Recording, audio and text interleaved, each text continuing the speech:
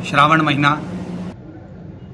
सुंदर पार्थिव शिवलिंगों का पूजन का महत्व हमारे यहाँ शिव महापुराण में वर्णन किया गया है। शिव महापुराण के पार्थिव पूजा महत्व में गीता प्रेस गोरखपुर की शिव महापुराण के 73वें पृष्ठ में भगवान शंकर के पार्थिव लिंग का पूजन का महत्व बताया गया है। आओ आज हम पाठ में भगवान शंकर के पार्थिव पूजन के महत्व को समझते हैं। सूत जी बोले, महर्षियों, पार्थिव लिंगों की पूजा कोटि कोटि यज्ञों का फल देने वाली है।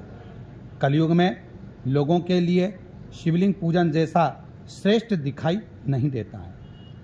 यहाँ पर सूत जी महर्षियों को वर्णन कर रहे हैं कि कलिकाल के अंतर्गत यदि पार्थिव लिंग का निर्माण किया जाए और पार्थिव लिंग का पूजन किया जाए तो वो निश्चित ही हमें फल देता है। वैसा दूसरा कोई साधन नहीं है। यह समस्त शास्त्रों का निश्चित सिद्धांत है। शिवलिंग भोग और मोक्ष देने वाला है। जब हम भगवान शंकर का पार्थिव लिंग का पूजन करते हैं, किसी कामना से करते हैं, किसी कार्यवश करते हैं, मोक्ष की प्राप्ति के लिए करते हैं, तो शिव महापुराण की कथा कहती है कि वो प्रत्येक कामना को पूर्ण करता है। शिवलिंग का पूजन करने में चाहे स्त्रियां तथा अन्य सब लोगों का अधिकार होता है।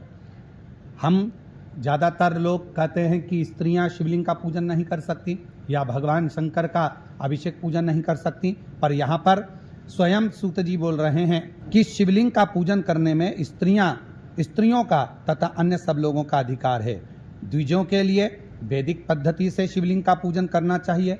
अगर ब्राह्मण शंकर भगवान का शिवलिंग का अभिषेक पूजन कर रहे हैं तो उनको वैदिक रीति से करना चाहिए, परंतु अन्य लोगों के लिए वैदिक मार्ग से पूजा करने की सम्मति नहीं है। यदि साधारण व्यक्ति है, कोई अन्य व्यक्ति है, जिस भाव से भगवान शंकर के पार्थिव लिंग का पूजन करना है वो कर सकता है। उसमें उसको जरूरी नहीं कि वैदिक पद्धति से ही करेगा।